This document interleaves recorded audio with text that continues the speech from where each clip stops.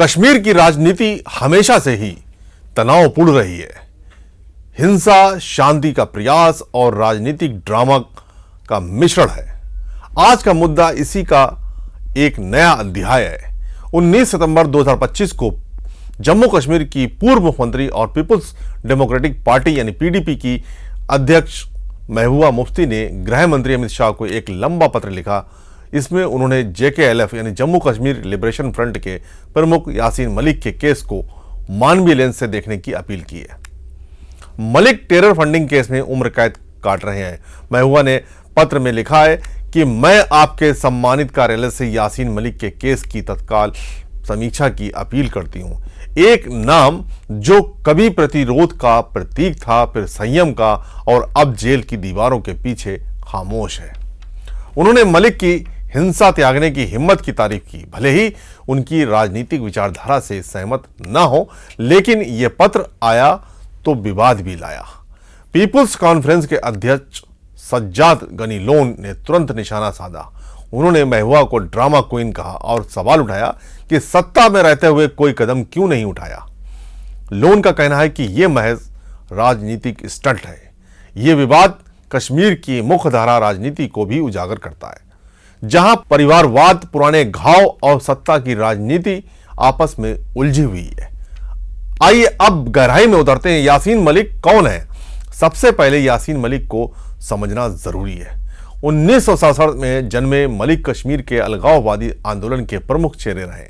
1980 के दशक में वे जेकेएलएफ के साथ एक्टिव थे, जो कश्मीर की आज़ादी के लिए लड़ाई लड़ती थी। 1989 में मलिक पर रूबिया सईद, जो तत्कालीन गृह मंत्री मुफ्ती मोहम्मद सईद की बेटी थी, उनके अपहरण का आरोप लगा। ये अपहरण कश्मीर उग्रवादियों का पहला बड़ा कदम था, जिसके बदले 5 जेकेएलएफ कैदियों को रिहा किया गया। रूबिया, जो महबूबा मुफ्ती की बहन है, उन्होंने 2022 में अदालत में मलिक की पहचान की थी। 1990 के दशक में मलिक पर 4 आईएएफ अधिकारियों की हत्या का भी आरोप है, लेकिन 1994 में एक बड़ा टर्निंग पॉइंट आया। मलिक ने हिंसा छोड़ दी। उन्होंने जेकेएलएफ को 2 धड़ों में बांट दिया, एक हथियारबंद, दूसरा राजनीतिक। मलिक ने शांति मार्च निकाले, भारत पाक वार्ता का समर्थन किया। 2006 में उन्होंने पाकिस्तान जाकर हाफिज सईद से मुलाकात की, जो बाद में मलिक के हलफनामे के अनुसार तत्कालीन प्रधानमंत्री मनमोहन सिंह की इंटेलिजेंस ब्यूरो के जरिए रिक्वेस्ट पर हुई थी। मलिक का दावा है ये बैक चैनल डिप्लोमेसी का हिस्सा था। फिर 2010 में पत्थरबाजी आंदोलन में मलिक की भूमिका रही, लेकिन 2019 के बाद अनुच्छेद 370 हटने के बाद मलिक की किस्मत बदल गई। यानी 2020 में यूएपीए के तहत गिरफ्तार, 2022 में टेरर फंडिंग केस में उम्र कैद। हाल ही में दिल्ली हाईकोर्ट में उनके हलफनामे ने फिर सुर्खियां बटोरी, जहां उन्होंने कहा कि उन्होंने हथियार डाले क्योंकि राज्य ने बातचीत का वादा किया था। मलिक की सेहत खराब है, किडनी की समस्या, हार्ट इशू, जो महबूबा के पत्र का आधार बना। कुछ के लिए उग्रवादी, कुछ के लिए शांति का प्रतीक। 19 सितंबर 2025 को एक्स पर शेयर किया गया ये एक भावुक अपील। महबूबा ने लिखा कि मलिक ने राज्य पर भरोसा जताया, हिंसा छोड़कर। उनके हलफनामों के अनुसार यह बदलाव एक तरफा नहीं था, भारतीय एजेंसियों के बैक चैनल समझौते से प्रेरित था। उन्होंने अपील की कि एक ऐसे व्यक्ति का दरवाजा हमेशा बंद करना जो शांति चुन चुका है, संवाद के लिए जरूरी नाजुक भरोसे को तोड़ सकता है। महबूबा का तर्क मानवीय है। मलिक की उम्र 58 साल है, जेल में बिगड़ती सेहत और उनका गैर हिंसक रास्ता। उन्होंने कहा, मैं अपनी विचारधारा से असहमत हूं, लेकिन हिंसा त्यागने की हिम्मत को नजरअंदाज नहीं कर सकती। यह पत्र ऐसे समय आया जब मलिक का हलफनामा वायरल हो रहा था, जिसमें मनमोहन सिंह का जिक्र था। 2019 के बाद पीडीपी कमजोर हुई, महबूबा को हाउस अरेस्ट का सामना करना पड़ा। यह पत्र कश्मीरी अवाम को संदेश देता है कि हम अलगाववादियों के प्रति सहानुभूति रखते हैं, लेकिन आलोचक इसे वोट बैंक पॉलिटिक्स कहते हैं। महबूबा सत्ता से बाहर है तो यह ड्रामा लग सकता है। पीपुल कॉन्फ्रेंस के चेयरमैन लोन ने उसी दिन प्रेस कॉन्फ्रेंस की। उन्होंने महबूबा पर तीखा हमला बोला, सत्ता में रहते हुए कोई कदम क्यों नहीं, अब बाहर होकर ड्रामा क्यों? लोन ने पूछा, यह पत्र किस आधार पर लिखा? अगर इतनी दया होती तो उनकी बहन रूबिया के मलिक की पहचान क्यों की? लोन ने 2002 का जिक्र किया, तब ट्रैक 2 डिप्लोमेसी चल रही थी। मलिक बातचीत में विश्वास करते थे, लेकिन आज हालात बदले।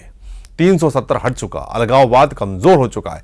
मुफ्ती और अब्दुल्ला परिवार ने ही अलगाववादियों पर केस दर्ज कराए। उन्होंने पाट घाटी की जनता को सजा दी, खासतौर पर मसर्रत आलम भट्ट पर 64 केस लगवाए।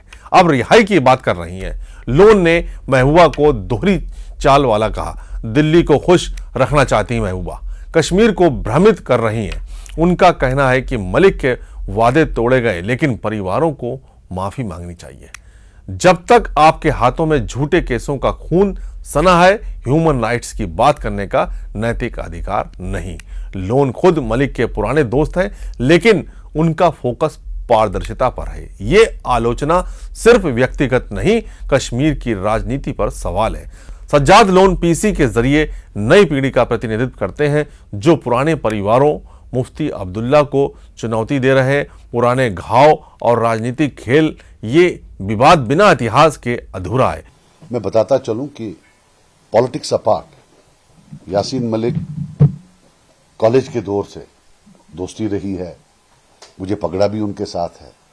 जब पगड़ा था तो हमने एक चीज तय कर ली है कि ये दोनों खानदान जब जब ह्यूमन राइट्स की बात करेंगे, वायलेशंस की, जब जब ये बात करेंगे रहम की, हमारा हक बनता है कि जम्मू कश्मीर के लोगों को ये हक है कि इन्होंने अपने टाइम में क्या किया है वो याद दिलाएं। 1989 का अपहरण, जब मुफ्ती सईद गृह मंत्री थे, अपहरण के बदले कैदियों की रिहाई ने उग्रवाद को बढ़ावा दिया। रूबिया ने 2022 में पहचान की। महबूबा ने कहा कि कानूनी ड्यूटी निभाई, लेकिन लोन सही कहते हैं, सत्ता में रहते महबूबा ने अलगाववादियों पर सख्ती की। एनसी पीडीपी गठबंधन, ट्रैक 2 टॉक्स, मलिक ने हथियार डाले, लेकिन 2010 आंदोलन, 2016 उधमपुर हमला, सबने भरोसा तोड़ा। 2019 के बाद मलिक की गिरफ्तारी, राज्य ने वादे तोड़े, लेकिन मुफ्ती परिवार ने भी केस लगवाए। 2016 में पीडीपी सरकार ने 64 चार्जशीट दाखिल की। अब महबूबा रिहाई की बात करती हैं। यही हिपोक्रेसी का लोन हाईलाइट करते हैं। कश्मीर में परिवारवाद हावी, मुफ्ती, पीडीपी, अब्दुल्ला, एनसी, अब लोन जैसी नई आवाजें। ये पत्र और आलोचना 2024 चुनाव की पूर्व पीठिका हो सकती है, शायद कुछ नहीं। अमित शाह जवाब देंगे या नहीं, ये अभी संदिग्ध है। लेकिन कश्मीरी युवा सोचेंगे कि क्या मुख्यधारा पार्टियां सच्ची हैं? लोन की आलोचना पीसी को बूस्ट देगी? महबूबा को अलगाववादी वोट? मलिक का केस सुप्रीम कोर्ट जा सकता है? कश्मीर में शांति के लिए ड्रामा कम, डायलॉग ज्यादा चाहिए। महबूबा का पत्र भरोसे की अपील है, लोन की आलोचना जवाबदेही की है। दोनों सही हैं, लेकिन अधूरे। क्या आप सहमत हैं? कमेंट्स में जरूर बताएं। जय हिंद।